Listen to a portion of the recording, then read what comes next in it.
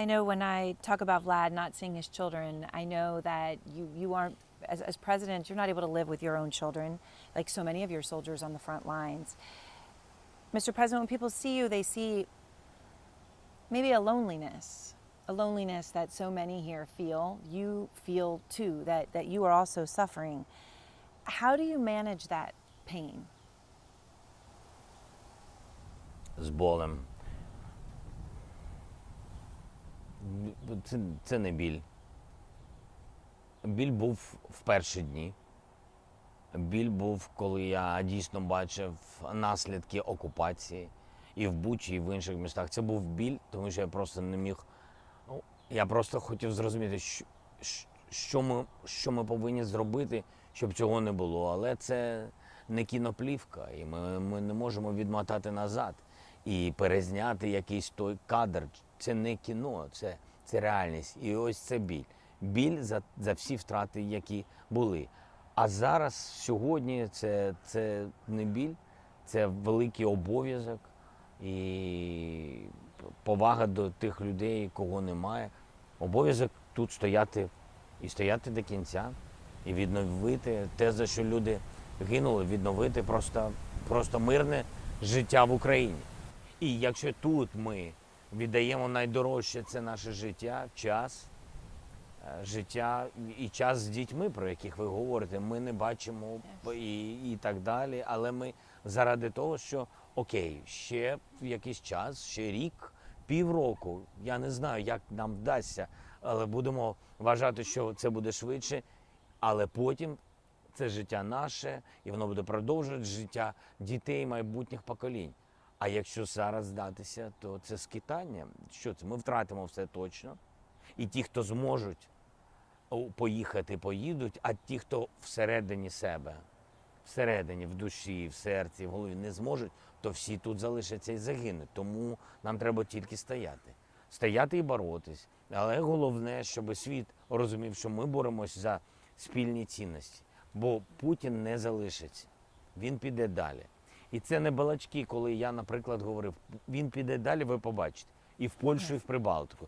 Те, що він вагнерівців перекидує в Білорусь і лякає поляків, лякає литовців. Він спочатку лякає, але дайте йому можливість наростити сили, програйте Україну, а він піде далі. І ось там НАТО буде вирішувати, що їм робити.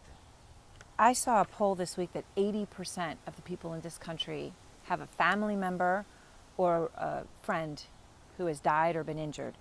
And of each of those people, they each know 7 people who have died or been injured. This is truly incomprehensible trauma for many around the world to even comprehend, Mr. President. How do you help people? Because they tell us they look to you, that you represent for them these values of freedom and democracy that they're fighting for. How do you help them bear this terrible burden of loss? Ну, 100% ліків немає. І коли ми шукаємо для людини якісь ліки, якусь підтримку, щоб все це замінило їм втрати, я вважаю, що це чесно брехнею. Тому що якщо ти втратив близьку людину, що може бути замість? Теплі слова, гроші, якась підтримка, десь психологічна.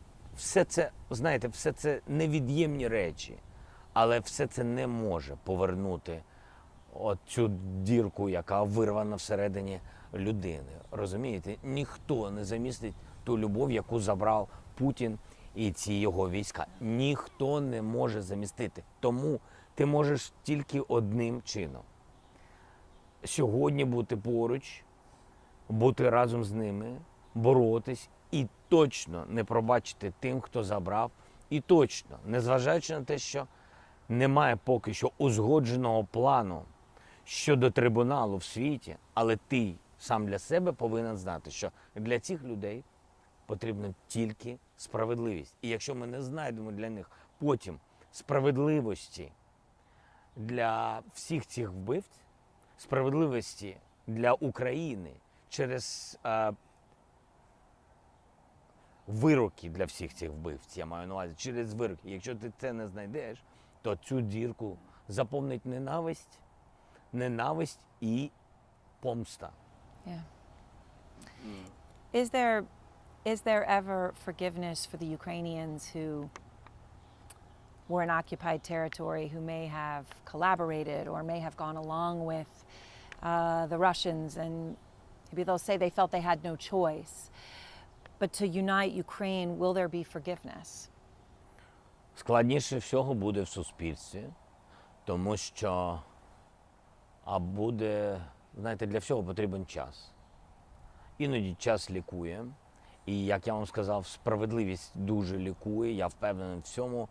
А вироки повинні бути. Люди повинні знати, що якщо ти був вбивцею і воював проти України, для тебе буде вирок. І тут, що б там не було, навіть якщо тебе примушували вбивати українців, ну тобі прийдеться відповідати. Ніхто не пробачить, і ти не поясниш етом. Ти це не зможеш пояснити. Але ті, хто були в окупації, і вони не воювали на стороні ворога, а вже ж це українці, які були в окупації. У будь-якому випадку час дасть відповіді, і відповіді дадуть наші правоохоронні органи. І це правда. Є Міністерство внутрішніх справ, яке зараз розробляє повністю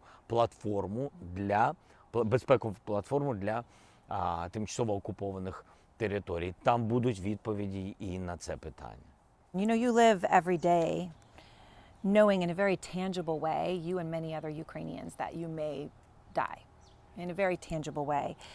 In the first few weeks of the war, Ukrainian intelligence said that you had survived a dozen assassination attempts, and who knows since then, right? It's not something to even track. But how does knowing that you are, as many say, one of the top targets in this world for death, how does that impact how you live, Mr. President?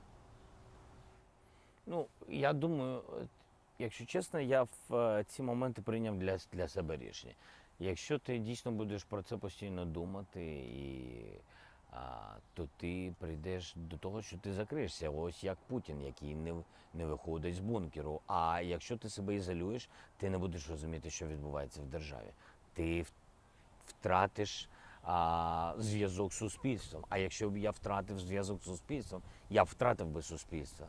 Я впевнений, тому що суспільству треба бачити, якщо вони ризикують, то і президент з ними ризикує. Так, вони розуміють, що у мене є охорона тощо, але тим не менш ти повинен бути на одному боці з людьми. І думати, ви ж знаєте, ти можеш бути в такій клітці, сам себе загнати, просто загнати як звір і посадити на оцей, як сказати, на той ланцюг от того, що ти постійно думаєш про те, що зараз тебе вб'ють.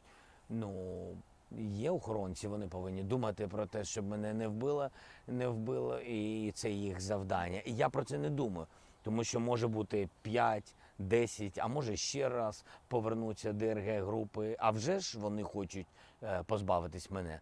Тому що завжди у будь-яких війнах лідерів думок, лідерів країн, як мотиваторів суспільства завжди хотіли позбавитись або позбавлялись. І тому, зрозуміло, нехай про це думають професійні люди. А я тоді зможу звільнити свій мозок для вирішення стратегічних проблем і питань. Mr. President, thank you so very much for your time. Thank you very much. Thank you for you. And thank you for your coming. It's so important. I'm glad to be here. I'm glad to be here again. It's important.